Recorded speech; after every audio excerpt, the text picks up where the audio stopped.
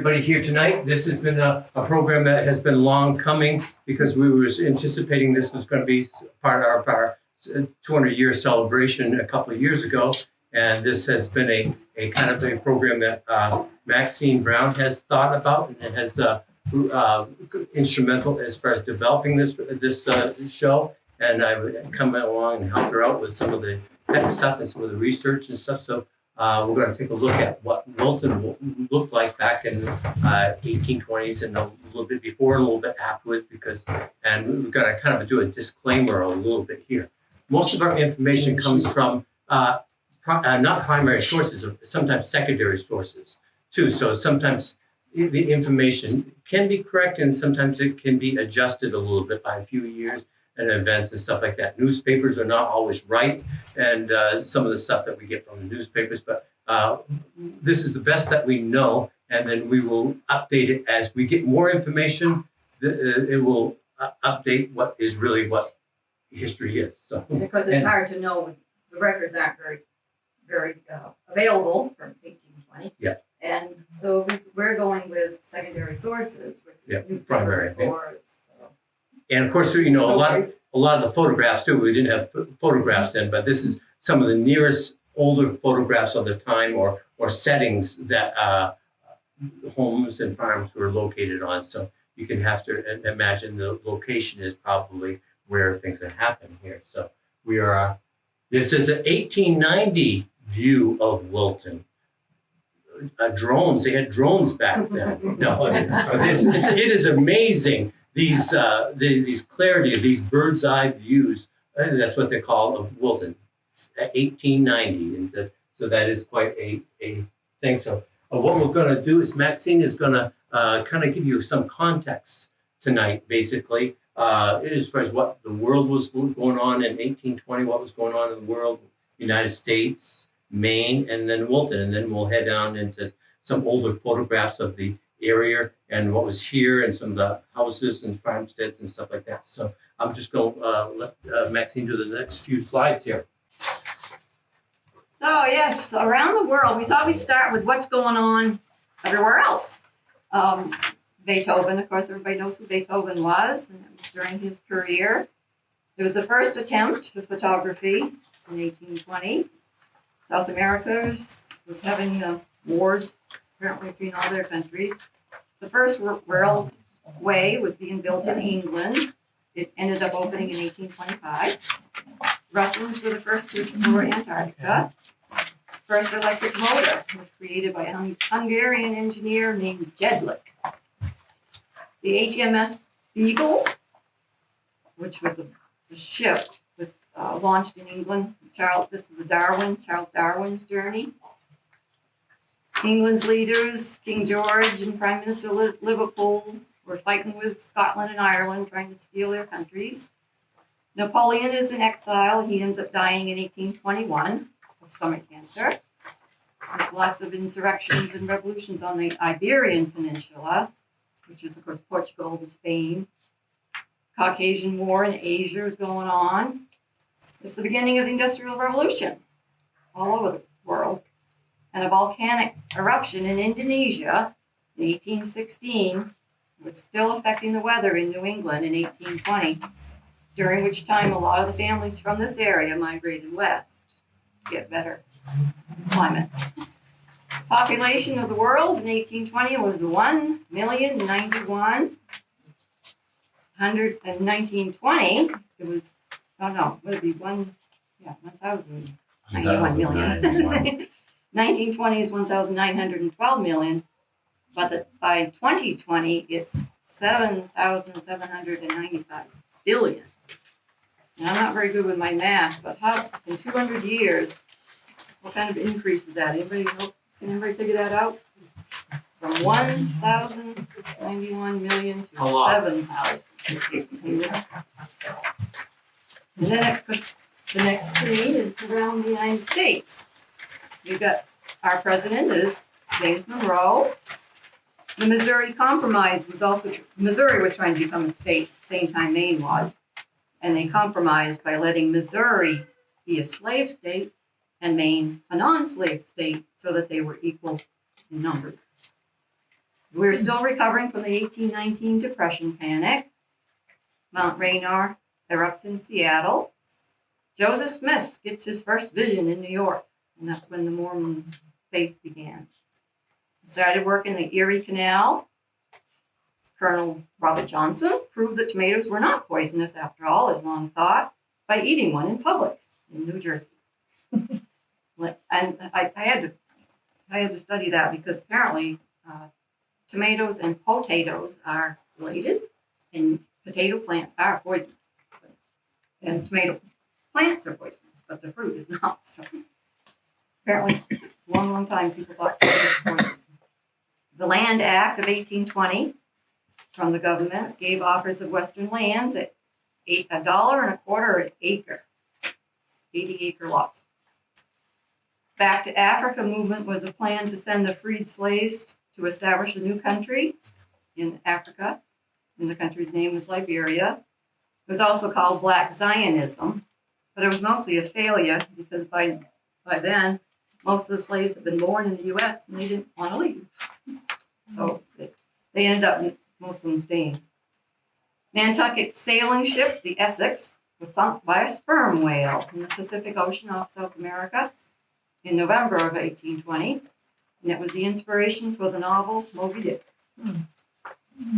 U.S.'s population, I put down more than we need here, but in 1800 it was 5.3 million. By 1820, which is what we're looking at, was 9.6 million. 1920 was 106 million, and 2020 it is currently 331 million. Here in Maine, Maine became the 23rd state as a non-slave state after the Missouri Compromise, which balanced out, as I said before, the slave and non-slave states. The first governor of Maine was William King. The first senator was John Holmes. The treasure hunt was underway in Pittston, Maine. There was supposedly treasure buried here by Benedict Arnold on his way to Quebec. And some of the Wilton men were involved in it. 1816, a volcanic eruption that affected New England, and a lot of the locals migrated west, mainly because of those land grants. The state's population in 1820 was 299,000. 1920, 768,000, and then 2020, 1.362 million. Now we're down to Wilton. There were 182 families living here. Kind of hard to believe, but there were 561 males, 554 females. And in those 182 families, there actually were 10 female heads of households. Up here, are you talking about the revolutionary? Yep.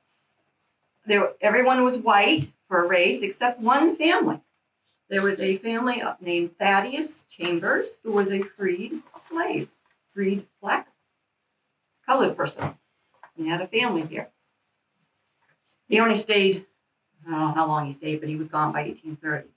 But I researched him, and his father was a slave of a Blanchard family that happened to come to Wilton. And I think he just kind of followed the family up here. There were 296 farmers, 25 manufacturers in 1820. There were at least 9, I think there's actually more than 9 Revolutionary War veterans. So we have a lot of Revolutionary War veterans settling in our state, our town. One foreign-born, his name was Rowe. I never was able to tell where he was born, but sounds English to me.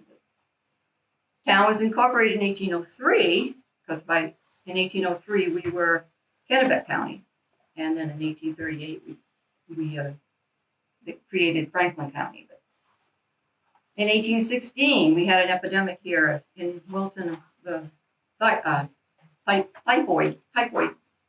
fever. They called it at the time cold fever. Apparently you got chills and temperatures high and everything. But it was also the start of the Western migration, especially after that volcano. Town sent Ebenezer Eaton to the convention in Portland as a delegate to draw up a constitution for the new state of Maine. So it sounds like, I think every town was allowed to send somebody to vote to create the constitution. We actually have the record here of who they picked.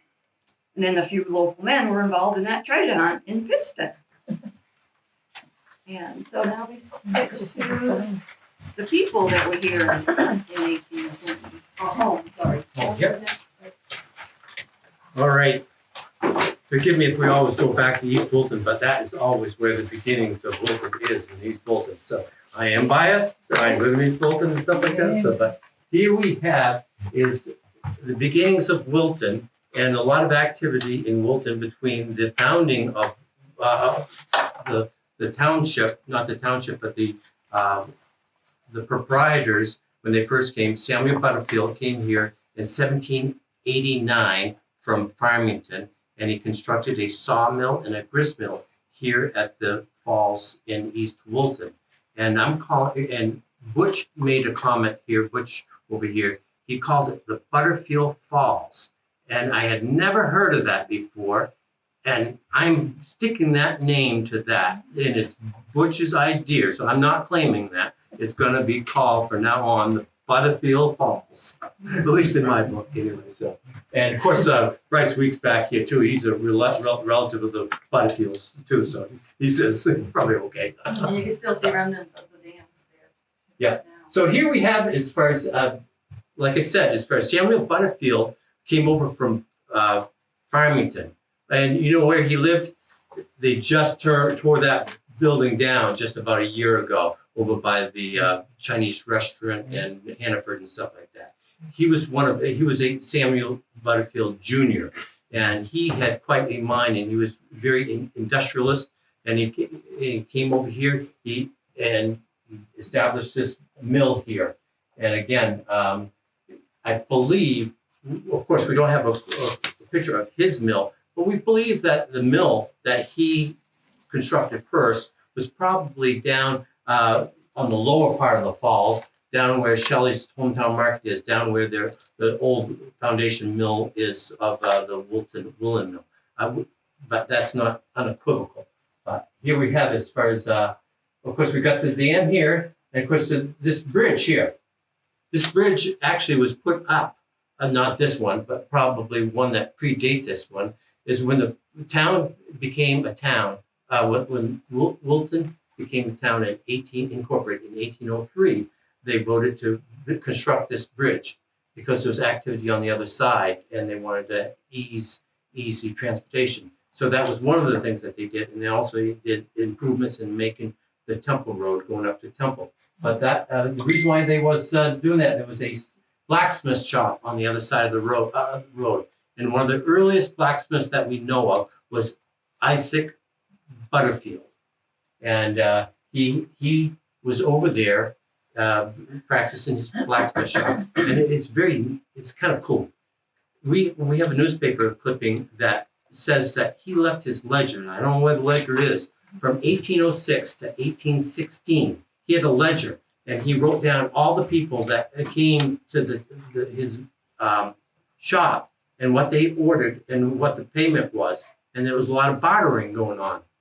So a lot of bartering would be like 3 cords of 4-foot length firewood and some salt and some of the things like that. So that's really neat. So what that gave us names of not only the people that was there in East Wilton and Wilton proper, but the surrounding areas who were coming to this location to basically get some of those services done. So it was very important, the blacksmith shop. So that was over in here. It was later operated by, I believe, a Pease. There was a Keys there, and among other names. Can you think of anything? Did I hit them all? Yeah. And then that was actually the site over there of the Holt Sickle Factory that was established there about 1867. Right around there. You quote me on that. But that's about when those hay knives and but before that, those broad sickles were made there by Kais. So, and here we have this building right here is the Miller's house. That'd be sitting right near the park, right by the bridge, right where the play park is right now. And of course, this is the saw and grist mill later construction probably than Samuel's earlier one. And then, of course, Donna, this is a building right across from your house.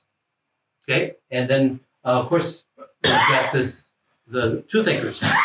And that was a blacksmith shop here. And up above was halls. There was a assembly hall, and it was whoever was doing the blacksmith downstairs. If it was Smith, it was Smith's hall. If it was Avriel, it was going to be Avriel's hall. So it's kind of crazy looking at the historic record. I'm thinking there's all kinds of different halls around, but maybe it was just one or two halls that we're dealing with. So, and then what else have we got here? Oh, two things that I like these things here. You can see that there's a house right there. Can you see that vaguely? Yeah.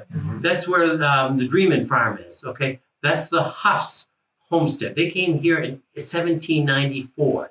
I'm not sure if that's the construction center, but they were on this land in 1794, and it's a Huffs cemetery up on back of the hill, up by the Sweden House. It was one of the earliest of 4 cemeteries that was here in Wilton, and that was there. And then if you go up here too, when I blow it up on a computer, I can see a large barn, and then that up in there is actually the site of Joshua Purley.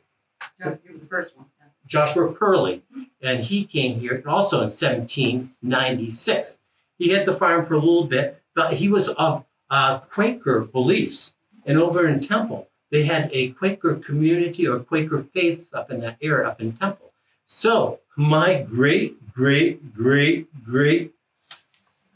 grandfather, Moses Adams, swapped that farm, the McLaughlin farm. This is where the blue silos are. So everybody have a picture of it now. The McLaughlin farm, the blue silos. Yeah. My great grandfather swapped or did some type of payment with that to move from Temple down to this location in 1811. And we have a copy of that deed right over here, 1811. We have a lot of things for you to look at after the program. Yeah. So I think that's kind of cool. Yeah, and then Moses had a ton of kids, and Maxine will be talking about them before. Save it for last. But he had a ton of kids, and that's why there's so many Adamses here.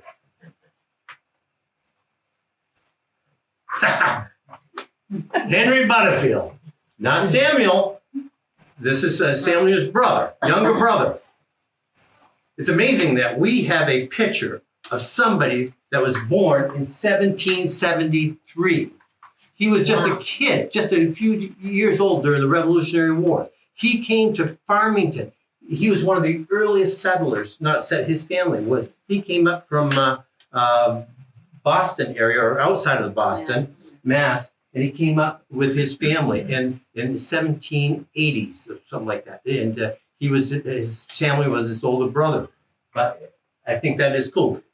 He had a ton of kids too, and we have some pictures of his grandchildren. We'll see some pictures later of his grandsons and his granddaughters. Wow. So this is it's just amazing. I'd love to sit down and have a beer with him sometime. Heard a lot. Okay, and we know that Henry, right back there, that picture there, he bought, at the age of around 23, he bought the mills there in East Wilton from his brother, Samuel. And Samuel says, I'm going up to the East Wilton lower village. I haven't mentioned this, lower village. Up here is going to be the upper village. So Samuel says, I'm headed up north. I'm going to, north upstream, up to the outlet of Wilson Pond. And going to establish some waterworks up there. So he comes up here about in 1797, roughly. And he starts the extensive waterworks that was up in this, that ultimately was developed in this area. And we can see, the dugout. I call it dugout, but I think the proper word is dugway. Dugway. So you can see how it was channelized dramatically and whatever. And of course, this is where the Bass building is right now. And this is the old sawmill here, and this would be the gristmill's house, Miller's house, and not Miller, but the miller out there. And the grist mill would have been right over here, the grist mill was. There's two series of grist mills there. The first grist mill that was in that area burnt in a fire in 1884. And then they subsequently actually built another grist mill in its place. And I believe that the fire of 1884, 1886, the first of two major fires in Wilton, first fire took out these buildings down here. There'd be the potato factory, the starch factory, and the grist mill that was located here. Years later, in 1894, the whole that side was wiped out in the April 2nd fire. So here we go back here. That house there, that's known the Hiscock. Yep. And before that was called the first guy that came into town was Strickland. Everett was it? Sylvester Strickland, and he was a. There's records that said he had a house and he had a shop and a house. He lived up over his shop, almost similar to this, but I don't think this is it because we do know probably that the upper part was either a hall or a residence here in this building here. But anyway, Strickland was there, but Strickland built that nice house on Bass Hill to the right. It's got the columns.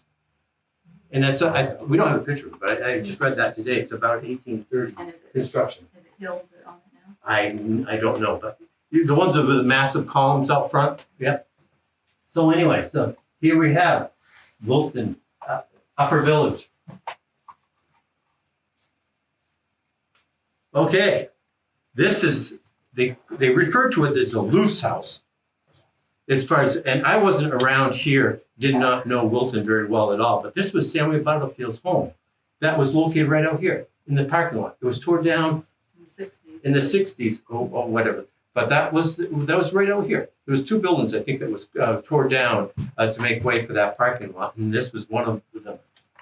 Frank, you remember any of this? No, there's a way, you're too young. Yeah, but this is kind of cool. And then one of the classic things that we're seeing here is the style of the old homes here. It's sort of that Cape Cod style. You see how that Cape Cod front, this is kind of not an ordinary Cape Cod. Usually this door is in the center with two matching windows on the side. And the ceilings, the roof of the windows are right at the eaves. That's why you kind of think if you go in an old house and you're, boy, they must have been awful short people, as far as with the ceilings low and stuff like that. I think that's sort of kind of an example of that. You see a lot of older homes, that particular style. All right, we're going to move downstream a little bit. This is kind of neat. This photograph was in the collection here for years. And it was labeled East Wilton. This isn't East Wilton. And I was looking at it, and it said Clover Mill on it. I looked, I read Ruth Adamo's account and stuff like that. This right here is, you see that steeple up there? That was a steeple of the Methodist Church before they redid this, the steeple. It's totally redone now. So this is the old Clover Mill right here. That was Ruth Adamo's great grandfather or something like that built this Clover Mill in 1826.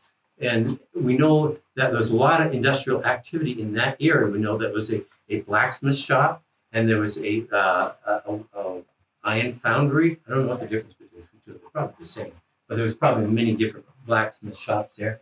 A carding mill, a wagon mill, things like that, as far as because we were all self-sufficient. You can see, okay, maybe some of that. I see Donna back here. I'm trying to figure out where this is. You remember where the Cranies used to live? Down, I hear some shaking heads. Down behind the Franklin Savings. It's all filled in. That used to be a skating area for the town. A hockey rink down there. There's some around. Your father's got some pictures of down in that area. So that would have been down in this area here. So that is kind of cool, though. As far as it baffled me, but I am 100% sure that is. And I think behind here, this is showing the racks of the tannery that was right behind there. There's a tannery in that area. Donna. My ignorance here. What's carding? Carding. Oh, I had to Google that We today. had to look it up. Okay, Google. It's the first stages of wool production, basically. Not production. The first stage is growing the wool. The second stage is to get it off. And third, you stretch the fibers. You stretch the fibers to get them even so that they will go into spinning and stuff like that. So that's, they kind of sizing them, cleaning, and getting all the fibers in the same direction and the same width and stuff. Did that happen in a woolen mill, or No, it was that a was separate? before. That was actually, separate. this was more of a cottage industry, and then they would put it into bundles or something like that for more of the woolen mills, I believe. And home production too. The women with their spinning wheels. Sure.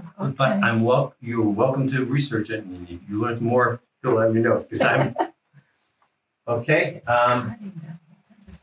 Yeah, so there's a lot going on in this area because, what they did was all the water that was coming from one dam or one sluice or canal would run a mill, would run out, goes to the next one. It was a hard-working river out there. It was very hard. It was one of the best sources of power here in Franklin County. How polluted do you suppose it was? It was horrible. It was I horrible. was going to say That's it. not smell. It was horrible. Yeah, Everything went into the. well, in East Wilton, in East Wilton, when they had the woolen mill down below the trestle, they used to have dye, and you could actually see what their dye they were using at the woolen mill by what the affluence of the stream was. And they would take up so much water in the head pond that, where the lower dam is there now, they would hold back so much water, it would be dry on the other side.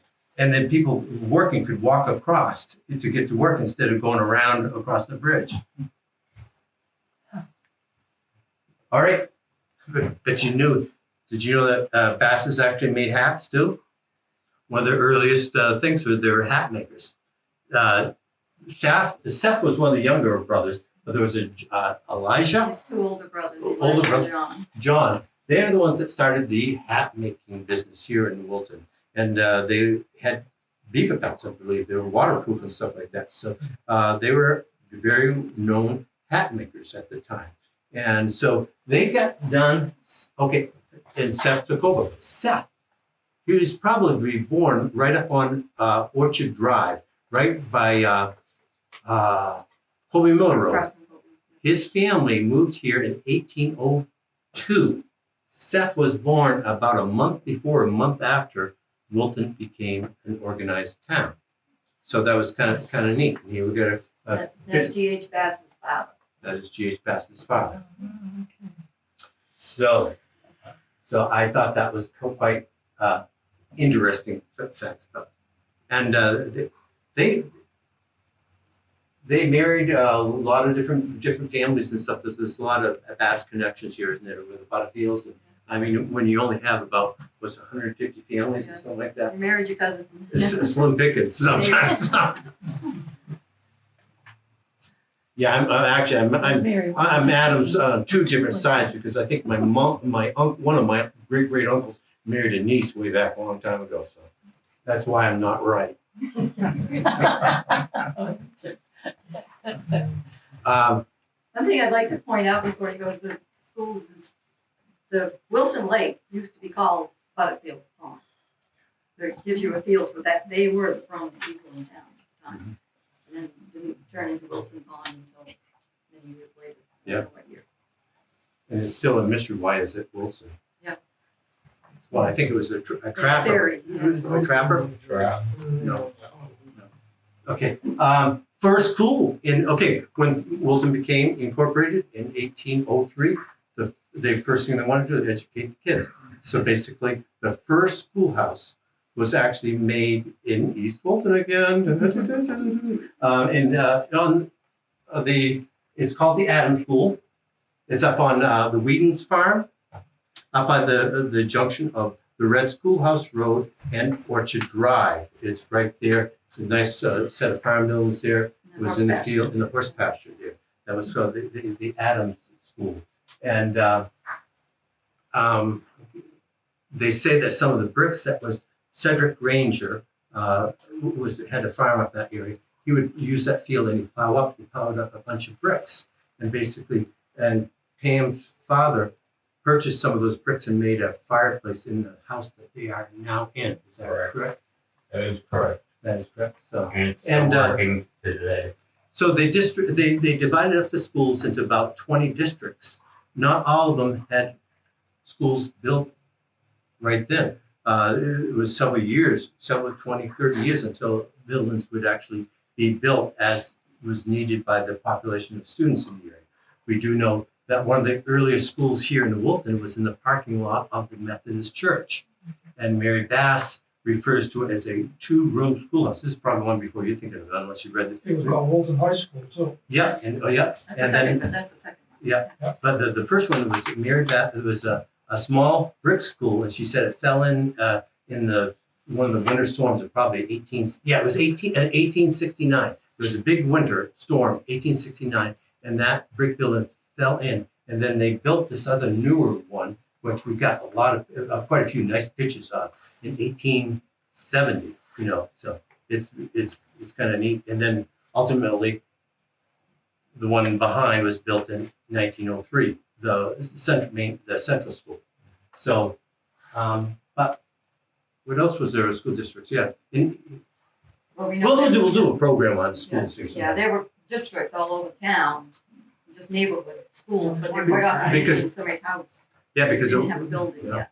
Yeah, because I mean, you got to think as far as how they're going to get transported is by horse and buggy. So you had to have those neighborhood schools.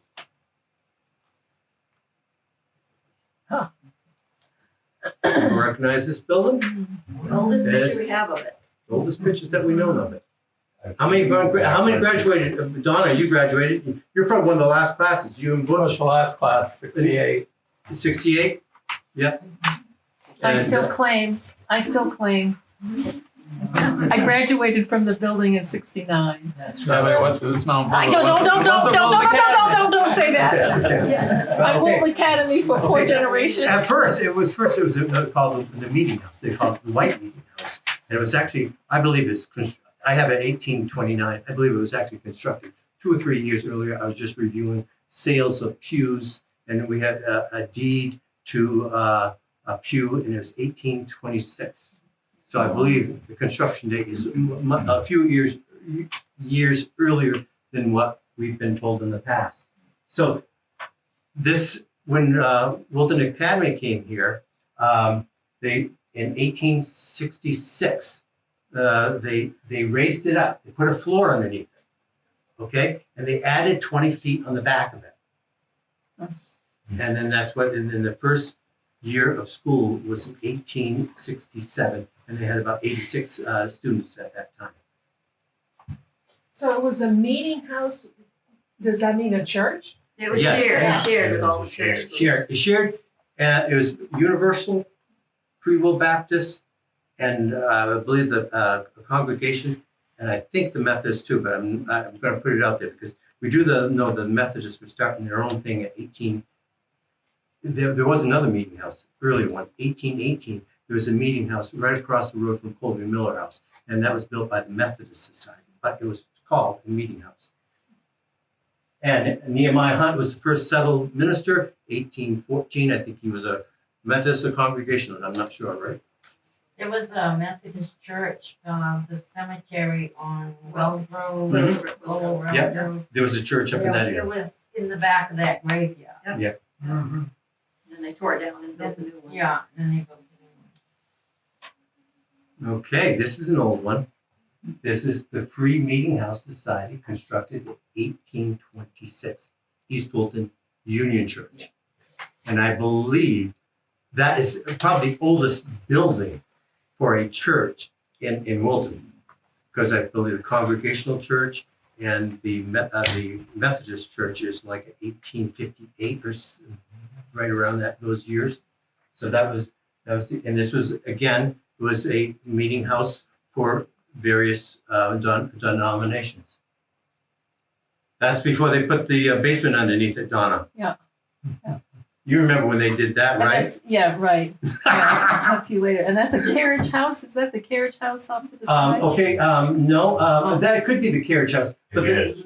but this corner right here, that's the Martha Jewett's old house. Yeah, but But the one out back? Yeah, that's where Dad and Uncle Herbie would do youth group. Really? In the Okay. carriage house, yeah. Oh, that's cool. That's cool. But that's the schoolhouse over there, and that was the first schoolhouse constructed in right around 1836. Oh. Yeah. Here we're going to go jump into some. This is the Butterfield House, right there on East Wilton. As far as this is where the town meeting was held to form the beginnings of Wilton, what it is now. Is that on the Henry? corner of Austin? Yeah, that's Yeah. Grandpa Yeah, this Austin's is- house. This is Samuel's, probably initially Samuel's and Henry Butterfield. So the meeting, it was held here when Henry owned it in 1803. 1803. So probably looked very similar to that probably than it does now. It has changed over. Like Donna said, Herbie Austin lived in that building. Mhm. His Mom and Dad, he was raised in that. Yeah, Herbie was. That's the house I yeah. remember. The 1953 one is the one I Okay. hung out with Yeah. my cousins. And then he moved across the street and Yeah. he lived in this house here. Yes. Yep. Mhm. Mm-hmm. Now he's going to show you all the oldest houses in Wilton. We don't know exactly when all these were built. We're guessing a lot and going by what the town tax assessor says, but they're all pretty much in that time frame.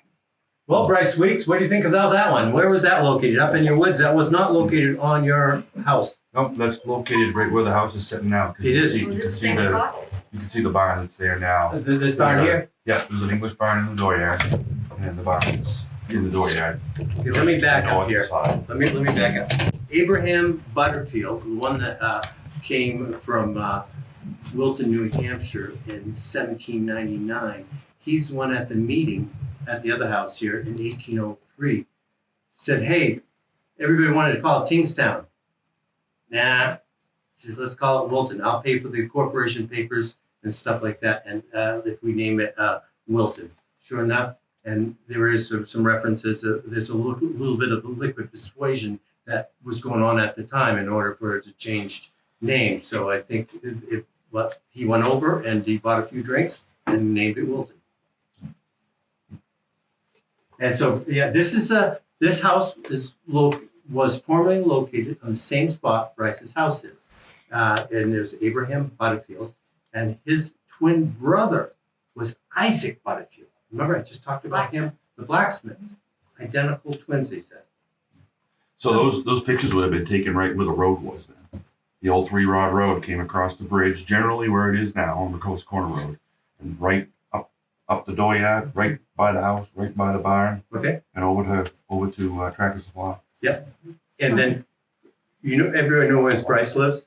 Everyone has an idea where Bryce lives. Well, if you go over to, he lives behind the bowling alley on the McCrillis Corner Road. Right in the curve of the road, right there's a bridge. Nice set of farm buildings up on the hill on the left, right after the big meadows. Frank Beatty's place. Frank Beatty's old place. Frank Beatty. And then, so anyway, there's a road that goes from his place all the way up to Tractor Supply. Then it continued on up to where Harlan Harmon's is, where the Mason's lodge is, and it continued up to Farnham's. Farms. And then they said it actually continued on, I don't know for this for fact, up to Voter Hill. Almost a straight line. And it probably was along one of those original lot lines of one of these. Pretty close to the farming. One of these lot lines, probably. Are you 162 or something like that? One lot? Yeah, 120. Yeah, I don't remember these. Something like, okay, but that's okay. Want to tell them about the mills that were there? Oh, yeah, we've talked about the cotton mill that was located on his property. So, Abraham Butterfield sold to Solomon Adams a plot on the water rights and some land on the other side of the road. The buildings were on the other side for a cotton mill. The cotton mill operated from 1810 to 1815. Now, a cotton mill they actually were bringing up cotton from Hallwell, and they had they had not a carding machine. They had some type of machine that they brought over from England to make these. I think it was lady undergarments, to tell you the truth. Something I've heard that as far as the type of cloth that they had, and that's where it was. Okay, they said it was the first cotton mill in the state. It's been reported that way. It's not. It's the second one. The first one was actually down in Brunswick, And Oh, reason, and they said that it was destroyed by a freshet, a flood. It could have been done, but the big cause that a good source that I have is more reliable than anything that I've seen is from a water power thing. They said that the War of 1812, the blockade of the East Coast by the Brits, really hindered them as far as the movement of cotton up from the south, up in order to supply them with the cotton. They did also sheep wool too, but I think that's kind of. Okay, Salmon Peas. Donna, is there anything that important about this picture that you would like to talk about? No? Okay. My father This- was born. Born in, I've heard, in that room right there. Yeah. That's So, right. That's right. What year would And the that have been, stone, Donna? and the stone is there, so Russell gets a big kick out of standing on the stone and saying that's where we This is where Russell was Black's born. place is. Samuel Pease, he arrived here in 1797 with a bunch of other brothers, and he had a bunch of kids, and they actually settled all the way around Little Pond.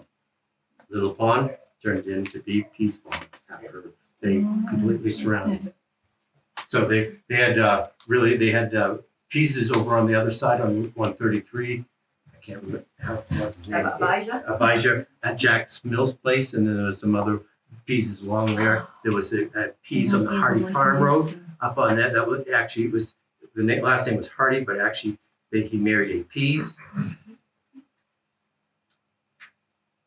Captain Walker. This is up here on Orchard Drive. This is Clifford Noyce's old place. Dick Elwell's, formerly Captain Walker.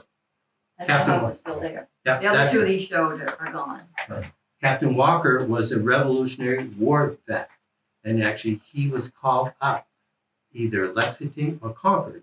And the story goes that his troops were called out, whatever, but they were going to be marching all night. And then he said, no, a rested troop could be a better fighting group. So he rested the troop for a little bit, and then he went on, and he entered a particular battle as a retreat was going on. And they lost 5 soldiers and wounded a bunch of, and I believe he was from Weir, New Hampshire, I believe, or something like that, but kind of interesting. So he is buried out back of this Of this house. Of this house. Oh. There were 4 cemeteries set aside in 1804. One of them was on his property. One of them was up where is the Lyle Hall Road now, north, way up, Yeah. almost to Temple. One of them was down at the Amile Huffs that he mentioned by Sweden House, and the 4th one was out towards just on the west of the lake on what's called the Hathaway Road before you get to East Dixfield. They tried to kind of spread the cemeteries around. But that one, unfortunately, we know there were family buried in it, his family, and the Elwells subdivided the property, and the person that built next to him bulldozed the cemetery. We didn't find out until after the fact. But Captain Walker's grave is still there. We found that. And that's the name of the road? I mean, the road is named Walker Hill, or used to be when I was a kid? That's actually on Orchard Drive. That's on Orchard Drive, yeah. It's no longer really called much Walker Hill anymore, and Walker Hill is up the other way. Yeah, I now. learned that just a I few know, months ago. it's Yeah, we had- confusing. we had 2 Walker Hills. Oh, it's called Walker Hill. Okay, so here we have I got in a series of old homes that we'll go through kind of quickly. Robert Smith on the McCrillis Corner Road is an old structure. We got the Hathaways was a big family name. This is like Shannon Hathaway's old place. It would be John Donald Jr.'s place on East Dixfield Road. We have Calvin Smith's farm in East Dixfield, constructed in 1817, listed as that. And Johnson Wood's place is Johnson. They usually sometimes refer to a home as one of the owners at the time. It's called the Wood Place. It's up here at the lake. The first You go one up was- J Road, the old J Road, and it's one of the first houses on the left. It sets up there. It looks very similar than as it does now. It says it's supposed to be one of the oldest foundations in Wilton. And here in town, a little bit more too. We have, of course, we all know about the Fenniston house that was right out here. constructed in 1824. We did mention that the post office was first started in Wilton proper, not East Wilton, in Wilton up here in 1815. And Strickland was the postmaster. So it was likely the first post office was in Wilton, was in his store, I believe. And then it was in this building here. That was subsequently moved out to Lake. They called it the Red Shingles House. They moved that in the 50s, late 50s, out to the Souls used to live there. And I'm not sure who lives there now. It has been sold. Did you guys know who lives there? Yeah, it's Olson now. And of course, this is what we refer to as the old Bass place right behind the Methodist church, the Congregation Church. John and Elijah Bass.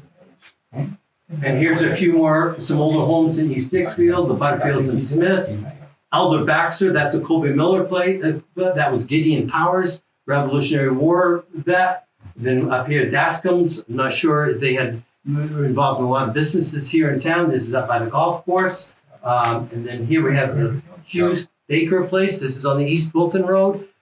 This is where they claim that the Methodist Church first was organized in 1818. This is where the first piano in Wilton was came to in about 1850, they said. And actually, a doctor lived here. Dr. John Barker. John Barker, his son, Fordyce, he actually wrote some really good books on anatomy and stuff like that. And in his retirement and in General Grant's retirement, President Grant, he took care of President Grant. Probably located, they probably were educated right there in East Wilton School. He took care of President Grant. Is that up from the Hardens? Yes, that's the old Ratcliffe place. Ratcliffe, yeah. There are a few more here. One particular of interest is Isaac Brown. That was, he came here in 1791 because he actually had a son, second born in Wilton. It was Hammond Brown, born in 1793. Firstborn was Samuel's daughter, who was Sally, who was born in the same year, but months before. She is buried up in the, we call the Academy Cemetery. Yep, so. And here are some of the other buildings that are along the way. And here, this is, what's that? What you know something about Curry? Okay, what about the Curry place here? That was my grandfather's oldest brother. He was mean and nasty and selfish. Wouldn't let anyone go down to Peace Pond. This He had one. his own family. Is that on 133? Yeah, and Yeah. he outlived everybody because he was so mean. Yeah. He was the oldest father boy. The Berkshire? Yeah. Huh? Yeah, this is up in your old neighborhood. Yeah. Thank you. So, yeah, that's really up in your neighborhood, isn't it? That was the Walker place. Except for this My one. Huh? grandfather's. Next door neighbor for Cheney Place. First Yeah. Tatro. Yeah, that's Tatro, and then we're kind of out with this one here. We don't know quite all the background. I think it might be tough, so we don't know quite where it would have been, but yeah. All of them. Whoop, no, You're going the wrong direction there. wrong direction. Yep. And what was this one? This is on High Street here. This There's is 32 High Street. The most recent owner was Trask, Robert Trask. Yeah, It's a new owner No, now. my dental hygienist lives there now. See, I got the name, but I don't know who they are. Is that the one with the pieces of rock in the lawn, the front lawn? yes. It's set up high. Yeah, It's a my long great, driveway. when I was a little girl, my mother used to bring me over here from Madison to be babysat by Jessie Thomas. Thomas lived there. She lived there. And this has the road that goes all the way from his property down to. Big barns in the background. Fuller. Now, my Oh. That grandfather, land doesn't. my grandfather went to visit one time, he had a Model T Ford, and he drove up and he went to turn to park by the back part there and had a heart attack and drove right into the place and drove up the middle of it. Oh, boy. I tried researching the deeds. I could only get back to 1850, and then I got confused. It's Okay, too hard to do, but So, Is that all the houses? yeah, that's the houses. So, Now we'll go on to the people.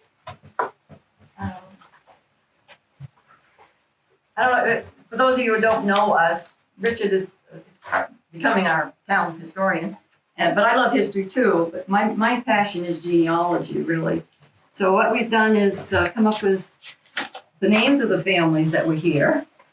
And if any of those names interest you, I don't know how much time we've got left. What time are we doing now? I'm going to talk about a few of them. But if anyone is a descendant from them, I'd want to know. So, because we've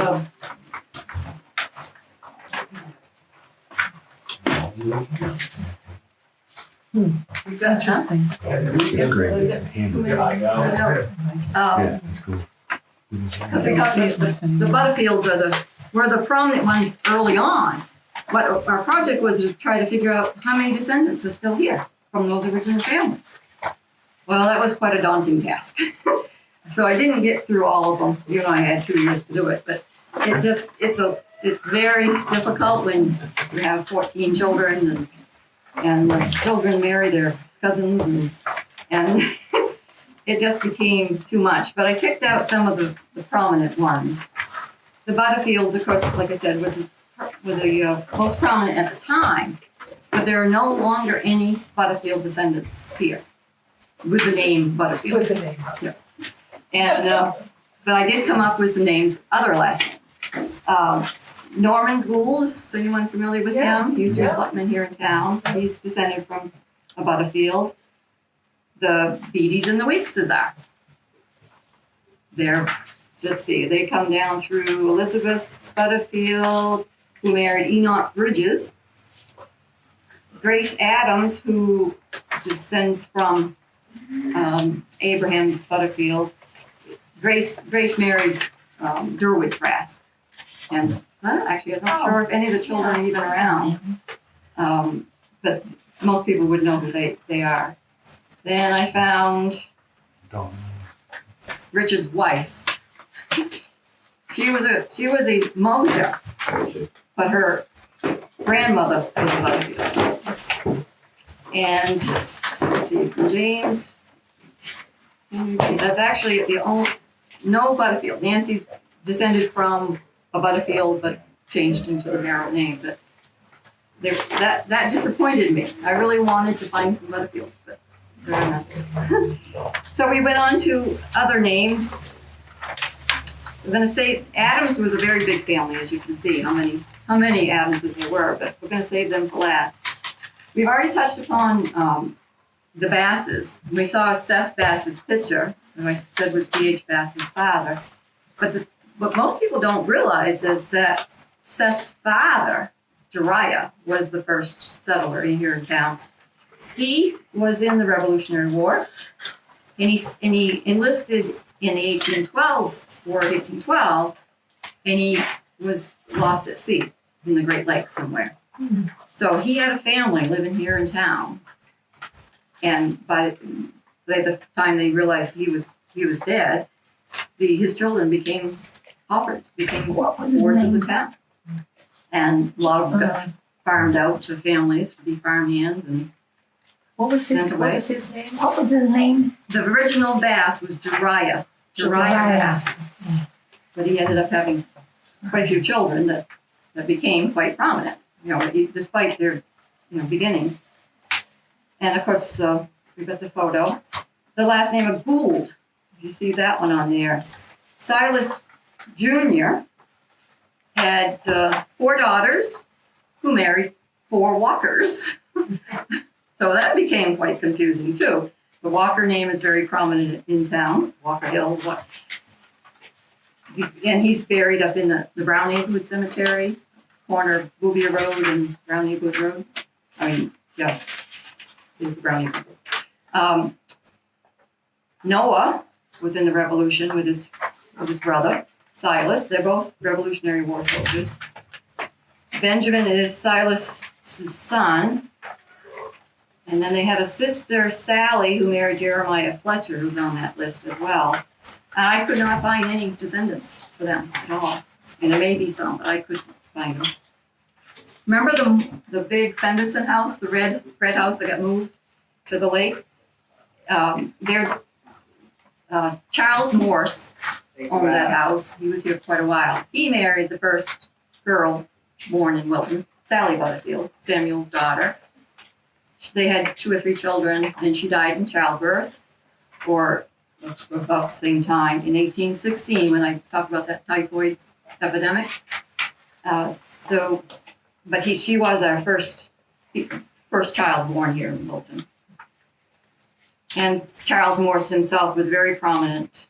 He had that house became so big because it started out as a tavern by a man named Moulton, and then he bought it and added on to it. And he was town clerk, and he had a post office in his house. I think he had free will Baptist meetings in his house before they built their church. And we talked about Sylvester Strickland already. The Hall Farms in East Dixfield are descendants from those original halls. One of the houses that you mentioned and showed you in East Dixfield was built by one of the original halls. And my stepfather was descended from them, so. But I'm not. It's the Peases. There's a lot of Peases. You mentioned the Curry, referred to as the Curry house, as well as where Russell Black's house was a Pease. And there were a lot of Peases. That was also a Maycomber. That was my great grandfather's farm. It was a self-sustaining farm. That's why my father was born. But that was quite a few years later. But I see Maycombers here, but I didn't know where we were going with that. Yeah. But that's connected to that house. Yeah, trying to focus on the 1820 time frame. Mhm. And yes, if we have a story to follow up, we love that too. But the fact that the pond was named after that Pease family. Mhm. And one of that's Abijah and Samuel around Pease Pond. Charles is the son of Abijah. All the names of the Peases on there. Isaac and Abraham are brothers. And they ended up on Orchard Drive, where Bill Fletcher lives now, the plumber, the retired plumber, I guess. It was a Pease place for a long, long time. It burnt. And then the Huffs, we mentioned the Huffs yard, it's called, the cemetery that was assigned to them down in by the Sweden House. Actually, one of the other things that might be helpful is showing, this is the original drawing when they surveyed Wilton before it was incorporated. To me, that's precious to have. But the lots all had numbers, and people were by that lot. There were like 114 acres apiece. And the cemeteries, as I mentioned, one of them was up here on number 30, and what's the Huffs one? 107, yeah. And up on Walker Hill on Orchard Drive. And it was halfway at one. And halfway. So they kind of spread them around, and even the houses, people weren't all building down in the village. They were building out on their lots. Because they didn't really know what it was going to be like. But the other thing to point out is where the center of town was originally. They pictured the center of town, Colby Miller's lot, 90. That 105. So they kind of picked, the central location to try to have their town office and everything. They built a magazine powder house there. But as time went on, people were building businesses down here in the village and east of Wilton, so they changed what they considered town. But that's what's really neat to be able to study. And when I follow deeds, it'll mention the lot number, so you can tell where we're talking about. But the Peases had 92.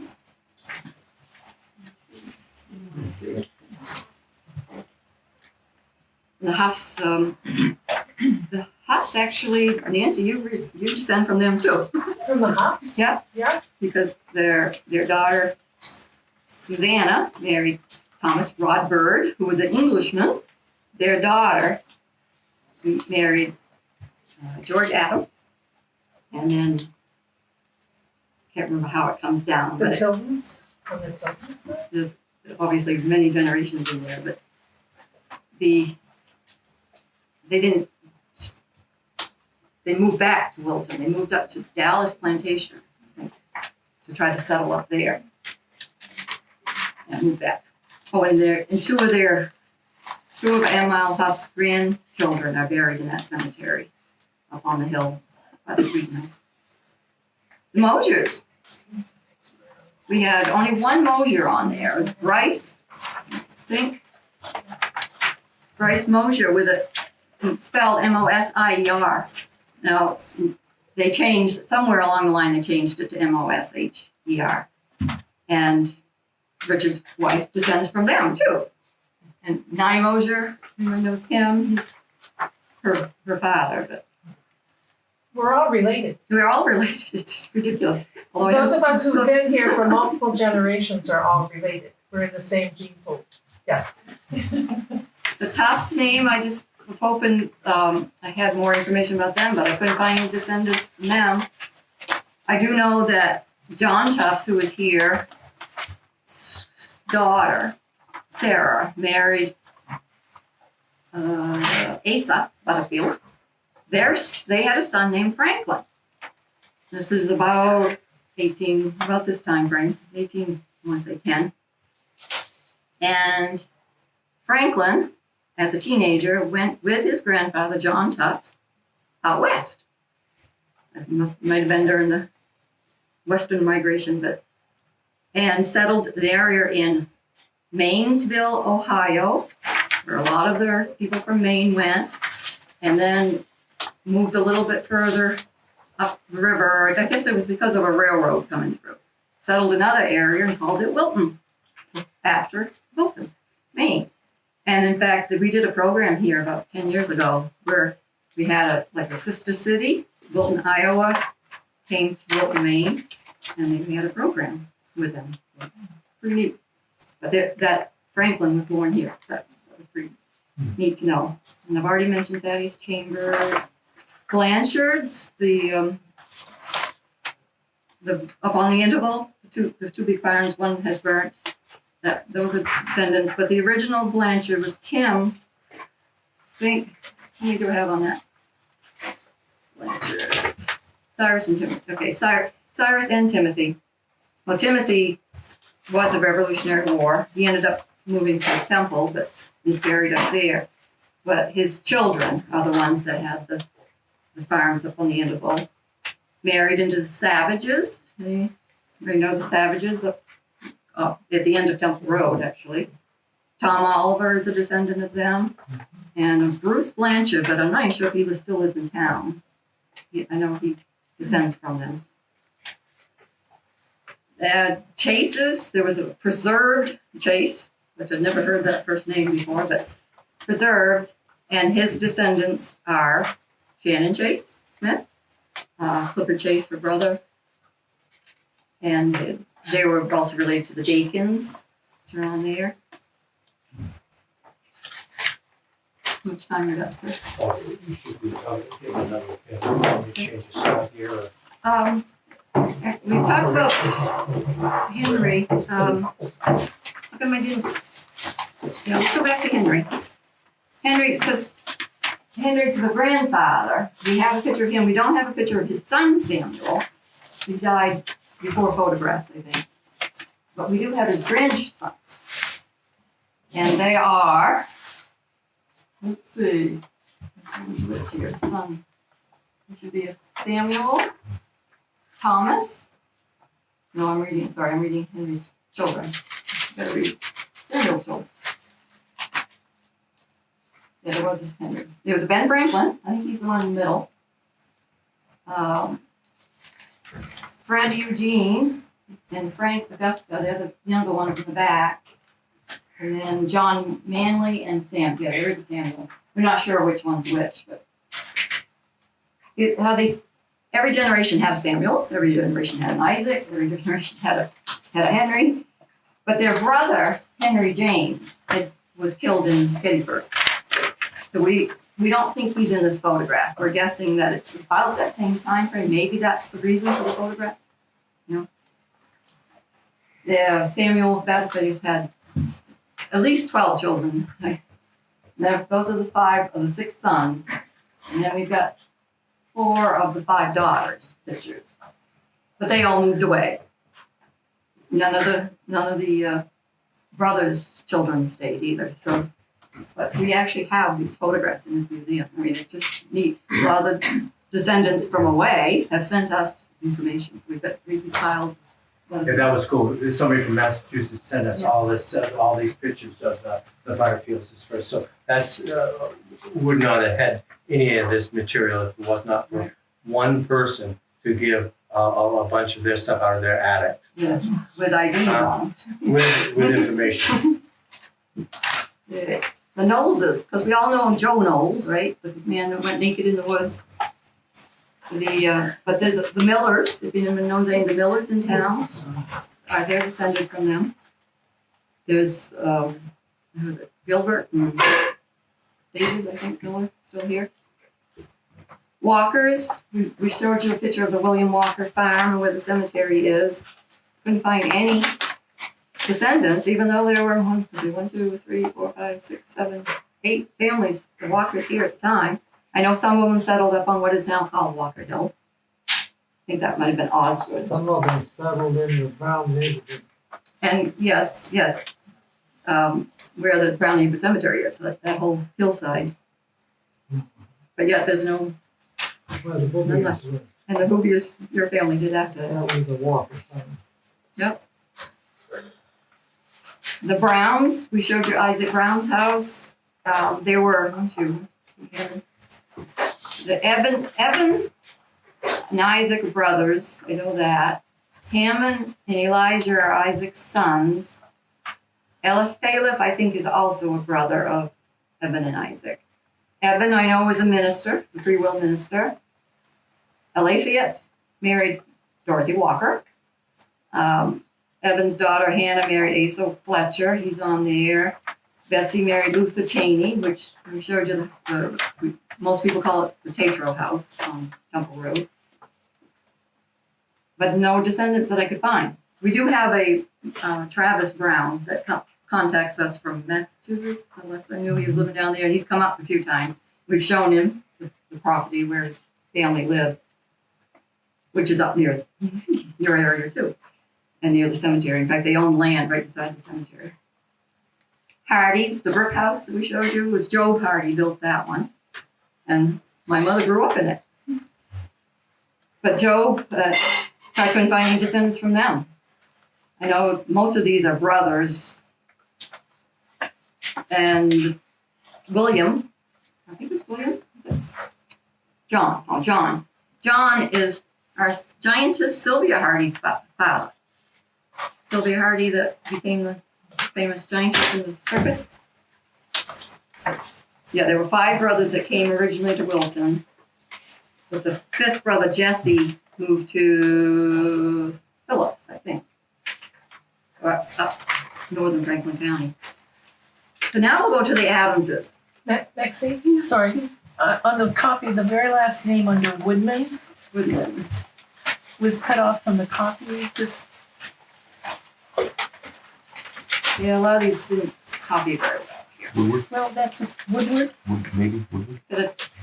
Ephraim Yes. What's the family name? Ephraim Woodman, and then we had Timothy Woodward. Oh, yeah. Timothy Woodward. Yeah, and we actually have his Bible, his family Bible, Timothy Woodward. I have it on the desk over here. Another one we didn't mention was Samson Peeves. And we have a portrait of his farm that was up on one of these blocks from here. I think it's 65. But it burnt in the 1860s, I think. We just happened to have that. Somebody gave it to us. And the other portrait, when you go up to look, the other paint, black and white photograph is my stepfather's and his cattle out in front of either Evan or his son Tappan Eaton's house that they built. It is now, it's gone now, it burned, and there's another little house built on the same property, but that's the land that our first town clerk, Evan Eaton, lived on. Way up in Lot 30, way up here. And used to come down to the middle of town, through the woods. But I wanted to end with Adams, because this is where we found the most descendants. They won the prize. So if you know any Adamses in town, they're probably descended from these original Adamses. So we've got Jephthah. He was born, I don't have his, Jephthah. I don't have his birth date. But he's one of Moses' sons. He's the one that settled on Jan's and Earth's place. The Blueberry Farm? Yeah. His father had that whole lot and much more land, but so his father, I think we assume, had what is now McLaughlin Farm, the big farm, and then chunked off his land to his children. Because he had at least, I think, 14 children. Their oldest, this is Moses' son and his wife, Hannah Green. Jephthah would have been born somewhere in the late 1700s, but I just don't have the exact date. But he had a sister named Mary, who was born in 1789. She married her uncle, Jedediah. So that's what I mean by it was easy just to marry your cousin or your relative. As far as having any more information from the rest of them, I did follow these families, and I know for sure that Jephthah and Hannah's daughter married Lauren Adams' son, John Wesley Adams. They're not related that we know, at least closely, but Adams married an Adams. And Lauren Adams' farm is the one that is on the corner of the Orchard Drive and the Red Schoolhouse with the horse farm. That's where his farm was. There's a beautiful farm. We have a nice write-up about it in the newspaper in the late 1800s. Oh yeah, we wanted to end it with that Adams clan is still having reunions 150 years later or whatever. But Not that many though. yeah, They're up it's at shrunk down. You're up at Kennywater Park every summer. And we know this was taken on the lake, but something about the birches. The widows were, yeah.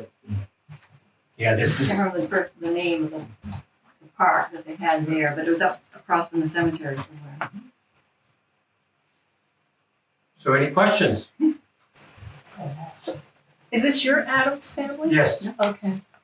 And you're Brown. I'm a Brown, but my Brown's out from here. And neither is my husband's. Now I was born a Brown and married a Brown, but neither one of our families are from here. So Richard, who's Grammy Brown? Who's Joe or Hart? Am I thinking Hardy? Joe Hardy? Joe Hardy was my step grandfather. He's the one that lived in that brick house with Okay. Indeed, right? B. Hardy. Yeah. That's That's my my grandmother. grandmother. B. Hardy. Okay. Is your step grandmother? No, she's my real grandmother. She's your real Joe grandmother. Hardy was. We can't keep up with her. She keeps changing the names. And yeah, I'm from a big So family we grew too. up. Yeah. Okay. So we grew up with them at the East Wilton Church. B. Hardy Yeah. was part of the East Yeah, Wilton Church. and my mother Ruth. Yes. Yeah, yeah. Ah. Yeah, now you know. Wow. Okay. Yeah. Okay. Any other questions?